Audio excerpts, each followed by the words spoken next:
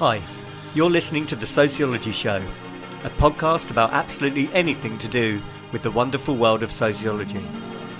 Whether you're a teacher, a lecturer, a student, or just taking a passing interest, this podcast will look at a range of issues from social class, ethnicity, gender, sexuality, religion, crime, education, and anything else that sociology has to offer.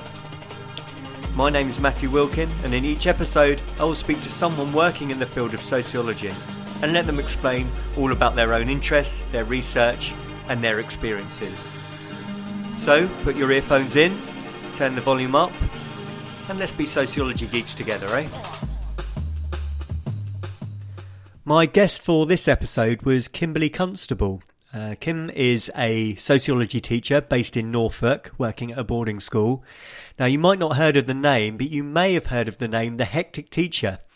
I started using the website quite a few years ago now and found it just a brilliant resource to be able to, for want of a better word, steal A-level sociology resources. My students use it a lot as well, and so I thought this was a really good opportunity to have a chat to Kim, to find out both about her teaching, her interests and passions within sociology, but also more about her pseudonym, The Hectic Teacher. Hi, thanks for talking to the podcast. Would you like to start by introducing yourself? Hi, I'm Kim Constable. I'm a sociology and PSHE teacher at Wyndham College, which is in Norfolk. It's a state boarding school, which means that we're just a normal secondary school, but we have a boarding provision. Yeah, I live in Norfolk, grew up in Portsmouth. And Kim, you introduced yourself as Kim, but how might people actually know you? They probably know me as Hectic Teacher. The Hectic Teacher, that's right. Yeah, we're going to talk a little bit more about that, but I'm sure there's many teachers and students out there that have been absolutely delighted for all the help that you've given them over the time. What's your background in sociology? Did you study yourself at school and college or degree level? No, my background's political science. I did politics A-level and then did a political science degree at Plymouth University. My teacher training is PSHE and citizenship, and the sociology teacher left in my first school and they went, "Do you want to teach it?" And I went, "Yeah, okay." And that was 12 years ago now. Wow, so you kind of fell into it. I'm completely self-taught. Yeah, a lot of sociology teachers tend to fall into it. I mean, so from teaching it, was there a particular theory or a sociologist or something that really inspired you, got you passionate about the subject? I really like postmodernism. Yeah. I know the students absolutely hate it. But I think that I was having a conversation with another teacher about this. For them, a lot of what we talk about with postmodernism, for them, is just life.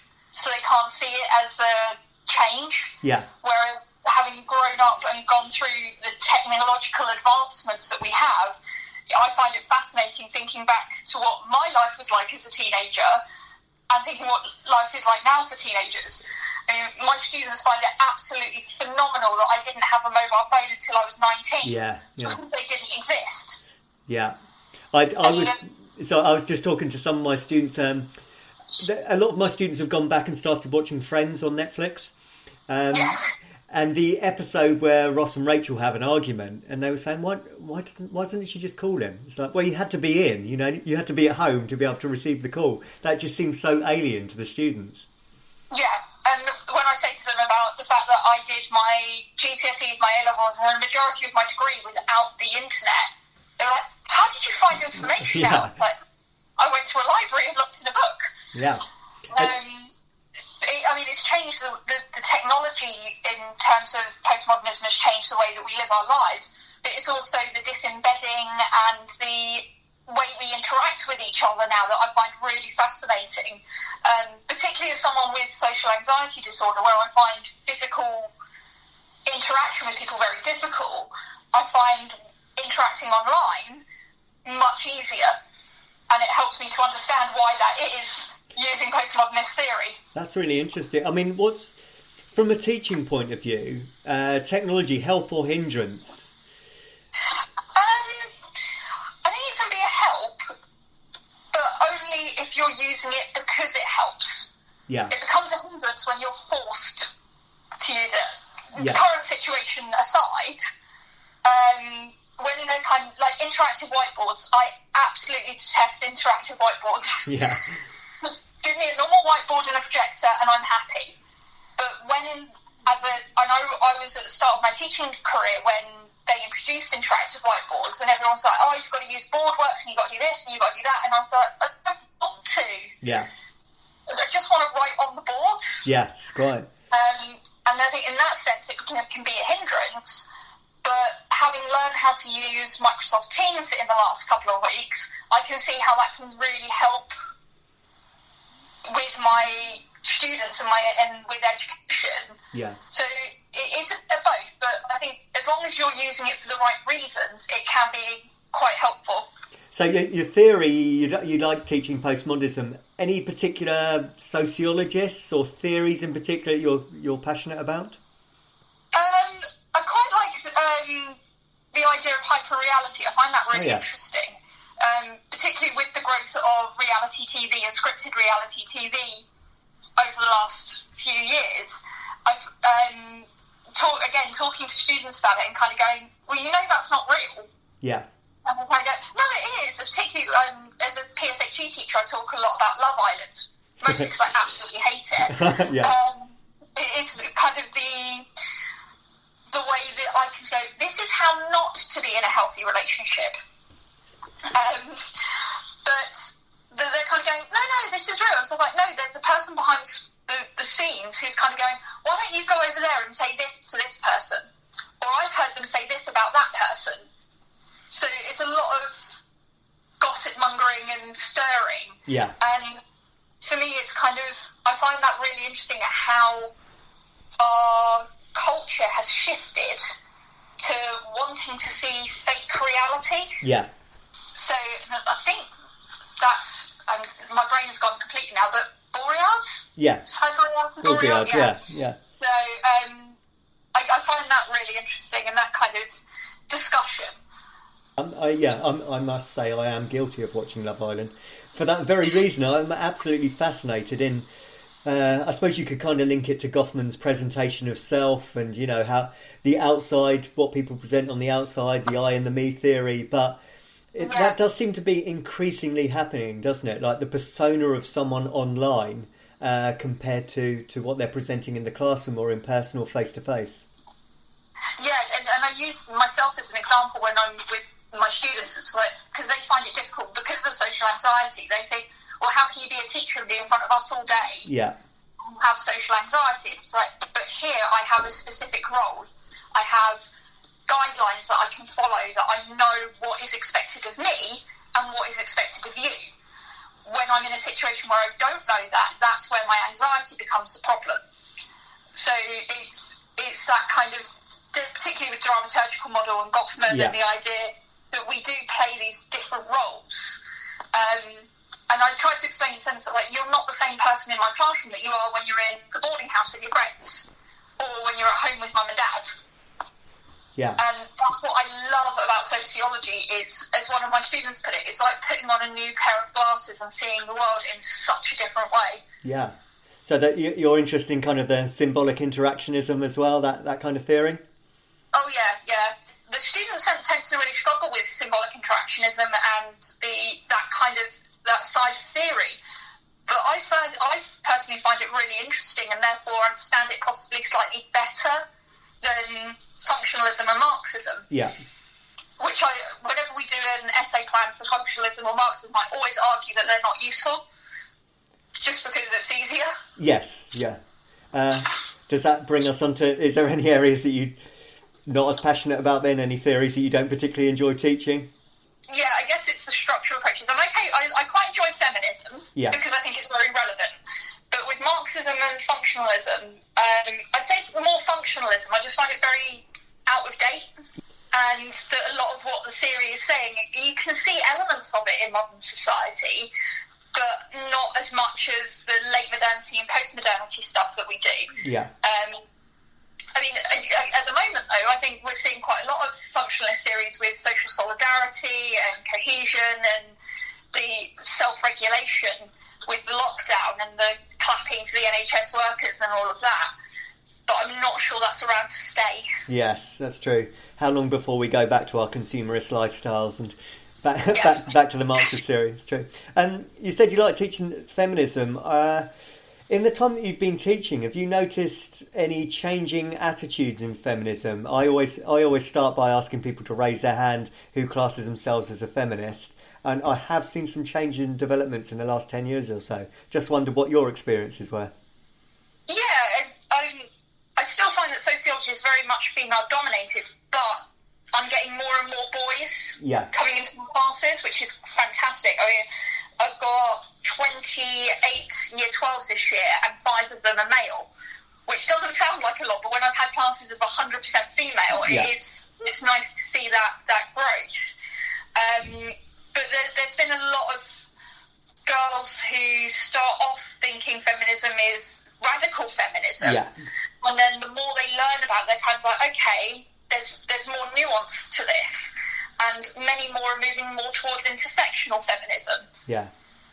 Which is quite interesting, because that seems a bit too nuanced. Yes. If that makes sense. Yeah. What about the boys? How do they take to feminist theory? Actually really well, I think. Yeah. They can see, particularly when we're talking more liberal feminism and intersectional dual systems, they can kind of see that in the world around them. So they're kind of going, yeah, I can see that. I get that. They struggle with the radical feminism because they still see it as bra-burning, man-hating lesbians. Yeah. Particularly when you're talking about political lesbianism and separationism.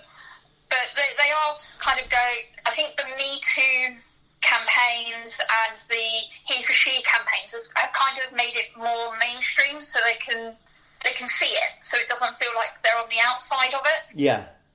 Yeah, that's something that I've really noticed. There seems to be a real... Well, firstly, a lot of students, I think, come with the wrong impression as to what they think feminism is. But I've definitely noticed the change in a lot of the males. Far more hands going up when I say who considers themselves to be a feminist. I just wondered if that was consistent with what you're seeing as well. Yeah, definitely. And in terms of younger years as well, because I not intentionally, but I tend to get a lot of sociology in my PSHE teaching as well. Yeah. And we do a project called Genius Hour, where Year 7 and 8 get to do a project on anything they like and present it at a fair, like an American Science Fair type situation. And in the last 3 fairs, we've had at least 3 or 4 projects based around feminism from Year 7 and 8, which I think is absolutely brilliant. Yeah, that's surprising at that age, certainly, yeah. I think students are a lot more aware than we give them credit for. Yes. So, I mean, you've mentioned a few things there. Is there any other topics or theories that you really enjoy teaching within sociology? I do enjoy teaching crime and deviance. Yeah. It links in with my kind of enjoyment of crime shows and true crime and things like that. And I can be watching like true crime documentaries and apply theory to it and kind of going, oh yeah, that's boundary maintenance and that's chivalry thesis and things like that. Within that, though, I'm not a big fan of state crime. I find that a little bit complicated. Yeah. To try and get it across to the students. Yeah, it's interesting what you say about the shows. The first thing I did this year was we just got a whiteboard and we said, right, any shows that you've watched on Netflix or Amazon that to do with crime, and I think we filled the whole board up within about 10 minutes. The students really enjoyed doing that. Easily done. Yeah. I often use TV shows and media as a reference point for different things, and shows like Criminal Minds are brilliant for crime and deviance for kind of showing some of the more abstract concepts. Yeah. They also use it for psychology as well.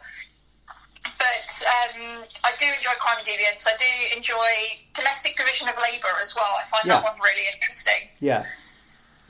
Just because when I'm talking about what happened in my household when I was growing up and how my sister's households are different to what we had, and then students can start reflecting on their own households and how they're made up. And I had one girl this year who suddenly sat there in the middle of doing domestic division of labour and she went, hang on a minute, I've realised now, I do and my brothers do nothing. Yeah. And she hadn't realised it until we started talking about it. And she just had this complete look of shock on her face. And again, that's another reason I love teaching sociology, is those light bulb moments where they suddenly go, hang on a minute. Yeah. Where are a lot of your students from? You say you're a boarding school. You get a lot of international students? A lot of our boarders are international. Yeah. Chinese, Hong Kong, and we're getting a lot more West African and Nigerian students. Yeah. But our day students are all local Norfolk. So, the reason I'm interested, because I teach at an international college myself as well, and there's some really differing views, you know, from the very, very conservative, shall we say, to the more liberal. yeah. Do you find that as well? You mentioned, you know, I teach quite a few Nigerian students myself. Quite often they tend to be more conservative, traditional views. Yeah, I remember last year I only had one boy in my year 12 class last year, and we were talking about domestic division of labour and the rise of the symmetrical family, and he was adamant that when he got married it would be traditional separated conjugal roles. Yeah. And his wife would be at home looking after the children in a room full of women. Yeah. And he was very respectful about it. Girls, not so much in their responses. Yeah. I actually find it more difficult when girls say those things. You know, I have had some females, I won't mention which nationality, but some females say, for example, of course the husband should be able to hit the woman if she's not complying. I find it even more shocking when a female says something like that. Yeah, I think that's partly our Western view of things. Yeah. And I find often with the Chinese students, when we talk about different family types and we talk about the sandwich generation and how the certain age group will be looking after elderly parents and young children at the same time, they're like, yeah, but that's what you're supposed to do. Yeah. You're supposed to look after your grandparents, your parents when they reach their old age, and it's like, yeah, okay, but you're also looking after young children at the same time. So, but that's my responsibility. That's the expectation. So it's quite interesting coming from an international arena that you can kind of start seeing those Western views that you think of as just that's how everyone thinks. Oh, absolutely. Yeah, I taught for a little period of time in Kenya and some time in Madrid as well. In both those places, when they found that the Brits tend to put their elderly relatives into care homes, they were shocked. They were disgusted by the thought of that we actually do that. Yes, but something that seems quite normal to us. Sorry. No, I was going to say something that seems quite normal to us seems very far-fetched for some groups and nationalities. Yeah, I often find it, particularly with the Chinese students who, when they first start with sociology, having never done it before, regardless of their level of English, if they're not getting A's, they are absolutely devastated. Yeah. And you try and explain to them, so you've never done it before, you've got to start from somewhere, you can't start at an A. Yeah. And then, more particularly the day students, the local students who, their first essay they get back, they get a low grade on it, and they're just kind of like, okay, well, there's room for improvement here. Yeah. And that kind of attitude towards education is really pronounced. Absolutely, yeah, that's definite. I'd probably say 90% of the students I teach now are Asian, and that sort of that work ethic and expectations among education very different to when I've taught in British colleges, certainly. There's a definite difference in the number of emails I get from different nationalities. Yeah. When I've set work or when I've... because my students know if I'm awake, my email is on. So when they email me and they kind of go, Miss, can you explain this? Or when I'm on duty in the boarding house, it's definitely the Asian students who tend to be the ones who will be regularly coming to find me to go back over stuff that I've done compared to other nationalities. So again, when we're doing the education unit, it's really interesting to see when we're talking about the British education system, how shocked some of the students are from an international background. And I go, but why do you do that? Yeah. I mean, I've got one student this year who's come, we're a state school, and she's come from a private school education, and she just couldn't get her head round the fact that, yes, we're boarding, but we're not a private school. Yeah. we have a budget, we are part of the funding formula. And she's like, yeah, but what about all the boarding money? Like, yeah, but that stays in boarding. Yes. that doesn't come into our classrooms. Yeah. I think the reason why they're brilliant teaching international students is you're learning all the time about culture, cultural differences. I mean, the college that I'm at the moment is in Brighton. Many of them coming, like I said, from quite conservative countries. The first thing we get them to do is have a walk around Brighton city centre. The first time they see two people of the same sex holding hands or kissing, you can imagine that is quite a shock to them. Yeah. And I think as a teacher as well, having the international students has made me very aware of the ethnocentricity within the curriculum. Absolutely, yeah. And whenever I'm planning lessons, as a non-specialist, and I still see myself as a non-specialist, I'm always looking for up-to-date studies, and the amount of white, middle-class male sociologists that we study, I'm just kind of like, well, we do need to look at this as in a more global, multicultural way. But the A-level course is very set up for sociology of the UK. It is, yeah. Or of the Western world. Of the Western world, certainly, yeah. I mean, I was going to ask you, actually, you're probably dipping into it already, but do you think there's any contemporary issues that sociology needs to tackle a little bit more, whether that's at GCSE or A-level? Is it that global view aspect, would you say? Yeah, I think we do it does need to be more global view. I mean, there is the element of the education in A-level. I don't teach the GCSE, but at the A-level where we talk about globalisation of education, but it kind of feels like an add-on. Yes. Rather than something to be discussed and explored. And we don't really hit much in globalisation in family. Again, it's more of an add-on as part of demographics or a part of family diversity.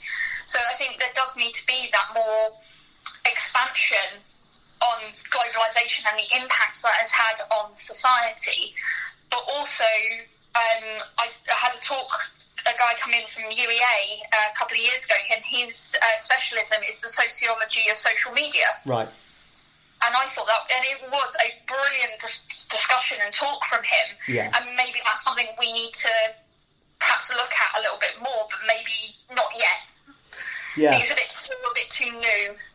Would you keep all the traditional stuff in? You know, we've mentioned, for example, we're talking about functionism and Marxism, theories written well over 100 years ago. Is it time to update the subject, or do you think there's still a place for those traditional theories?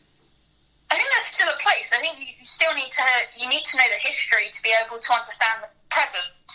And again, that's probably me coming from somebody who's done A-level history and political history. But if we're going to understand the changes that we've seen in society, we've got to understand where we've come from. So I think those structural approaches, the Marxism and functionalism, still have their place, but maybe not as much of a focus. So I don't think we can really understand some of the more up-to-date functionalism, the social cohesion and solidarity and things like that, if we don't know the background. Yeah, it is strange though, isn't it? Because like you said, it's a global subject, and it's encouraging and attracting pupils from a diverse range, but still the theories are very much narrow, shall we say, to want a better phrase. You mentioned before, you know, I tend to find year on year somewhere between 80 and 90% of my students are female, but then they're predominantly learning about sociologists who are male, and the textbooks are often written by males as well. You feel like there should be a change happening within the next 10 to 20 years.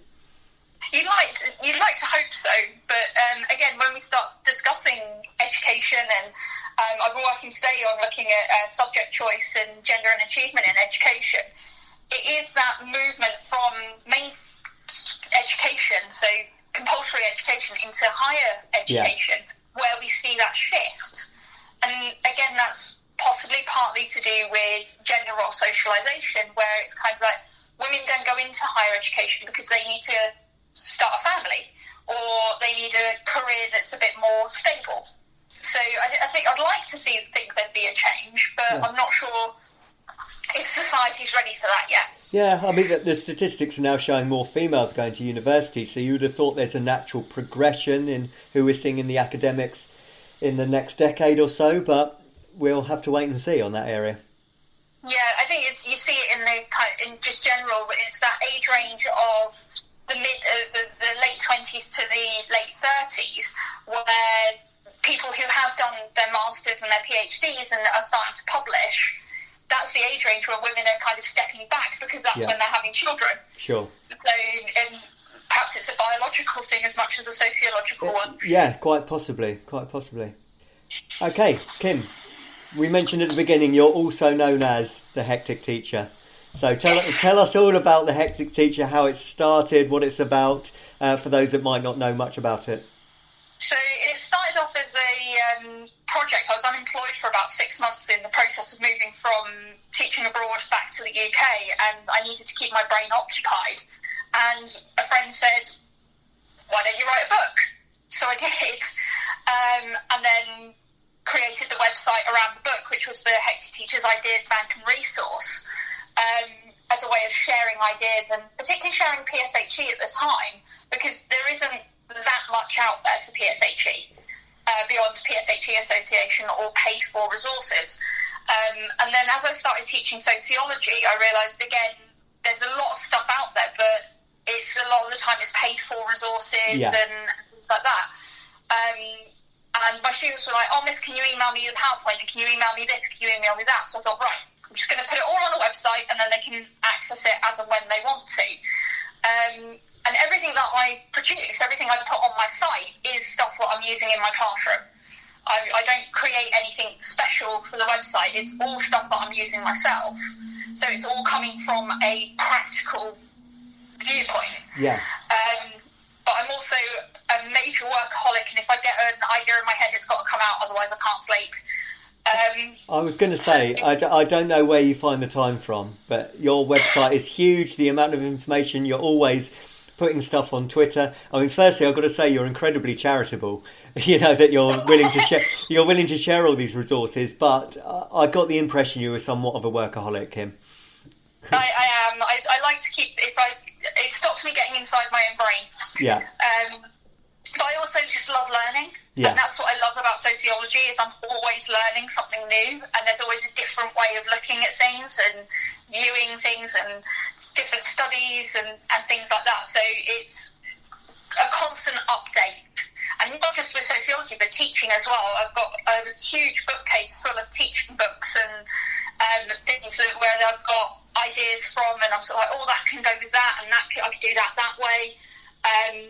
But the website is really just a place for me to put everything in one place, so that I can find it as much as anything else. Yeah, but there's something hugely satisfying and rewarding, isn't there, about creating, you know, good for the brain, good for the mind. But if I've created a booklet or a sociology resource or something like that, it seems hugely rewarding. I don't know if you find the same. Oh yeah, and seeing that the students are able to use it and then work with it. Over the last couple of years, I've had quite a few dyslexic students who have taken sociology, and they've all been really worried about the fact that it's an essay-based subject. Yeah. I also have dyslexic tendencies, which is why you can pretty much guarantee there will be at least one spelling mistake somewhere in one of my resources. For me, it's also about finding ways to support them and help them access it, because verbally they can be the most brilliant of students, but they struggle with the written side of it. So if I can find ways to support them in doing that, I can help them access the subject much better. And I don't like the idea of somebody thinking, "I can't do sociology because I can't write essays." Yeah. So you're very much interested in the pedagogy as well, aren't you? As opposed to just the subject knowledge. Is there any aspects of teaching that you're really passionate about in terms of delivery? Recently, I've got a lot into. I've always been into independent learning and wanting to take ownership of their own learning.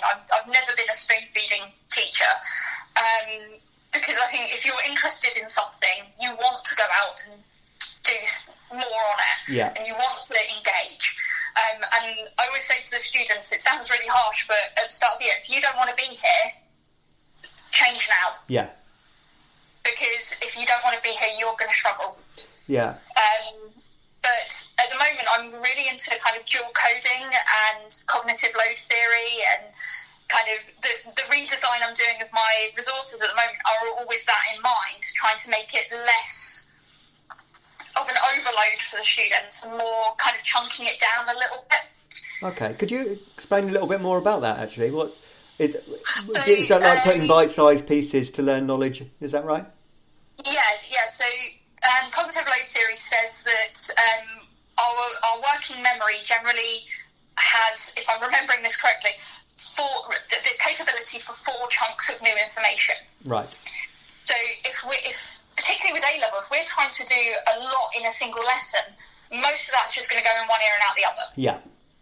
So if we break it down, and the way I've broken it down for my learning phases is we do some form of retrieval to begin with, and usually I try and link that with what we're going into. Yeah. So if we're doing functionalist view of the family, I'll link it back to what we've done on functionalism by doing a retrieval activity on functionalism. Yeah. Then I will break down the lecture side of things into maybe 2 or 3 chunks. And that wouldn't be just doing that in one lesson. That would be over a couple of lessons. And each chunk then has a consolidation activity with it. Sure. So it's kind of new information, consolidation, new information, consolidation. Yeah. And then finishing off with some form of exam technique. Yeah. One of the things I got from a really brilliant book by Kate Jones, her retrieval practice book, is you don't need to do different activities all the time. It's okay to repeat activities. Yeah, we're guilty of that as teachers, aren't we? We're thinking, yeah. And I've been using that and kind of thinking, okay, right, so what skills am I trying to get them to do, particularly with application and evaluation?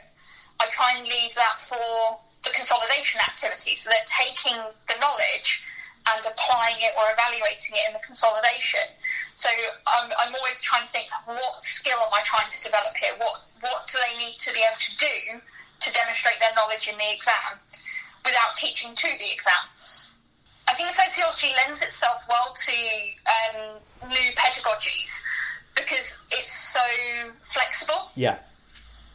And it's so nice I like doing the lecture side of things because it's interactive and my students ask me questions and we go off on tangents. But with sociology, everything is sociology, so it doesn't matter. Quite, yeah. And it's constantly changing and what's going on in the news and so on. Yeah, there's always opportunities to delve into that. I want my students to be able to link what we're learning to their lives because then they'll remember it. Sure. So how many days a week are you a teacher and how many days a week are you hectic teacher? I'm on a 75% timetable. Yeah. So this academic year I had 2 afternoons and 1 full day off over the course of 2 weeks. And my school are really good because they make sure that I always get a Friday afternoon off to go to a regular counselling appointment. Yeah. I'm trying to juggle it so that I can have that full day off to do the hectic teacher workshops where I go into schools and do exam technique workshops or content-based workshops. So that way it's not impacting on my own classes. Yeah, I was going to say, you're saying days off. They're not days off, Kim, are they? Let's be honest. No. But also, because we're state boarding, we do have Saturday morning school. Yeah. Kim, I think because you've been so charitable and your resources are free, I think you should do a bit of plugging. Where can people go and book you for a conference or find all your stuff? Tell us all your links. So, my website is the Hectic Teachers A-Level Sociology site, and on there you'll get all the resources are freely available. There's a teacher zone where if you email me hecticteacher@hotmail.com, I can give you the password. There is a section for my school where I've got resources where I can't share publicly, but there's also all the revision resources, the quiz questions, knowledge organisers, all of that are freely available on there. The information about the workshops are all on there as well. All the workshops are bespoke to the school. So once you can see the example workshops and then get in contact with me and we'll arrange it and work it out so it's exactly what you want covered in terms of topics, in terms of questions and focus. And you get a delegate pack that comes with the day, which has loads of resources in and a bag of sweets, because I believe in bribery. That's the Hectic Teachers A-level site. And there's also the Hectic Teachers Ideas Bank and Resource, where it's just general teaching and learning and blog posts and my kind of musings on education, my PSHE resources, which have complete schemes of work for Year 7 through to Year 11, covering all of the new 2020 guidelines. Again, freely available. However, if people are generous, I do have a TES shop where I put them up for sale as well. If people decide they want to be generous. So you should. I'm glad you're making some money out of this, Kim, because it can't just all be charity. So the TES shop is there, but the free stuff on my website is there to kind of negate the guilt of putting them up for sale as well. Well, Kim, I just want to, firstly, on a personal level, say thank you for all the resources you've shared with me. I've emailed you quite a few times and you've been very charitable with your resources, but also a big thanks for all those other sociology teachers and students who I'm sure have been on your website. And if they haven't, they now know where to go. Thank you for talking to me. That's great. Thanks, Kim. Take care. All right. Bye now. Bye. Thank you for taking the time to listen to the podcast. If you would like to contact the show or be interviewed, then please email the sociologyshowpodcast@gmail.com.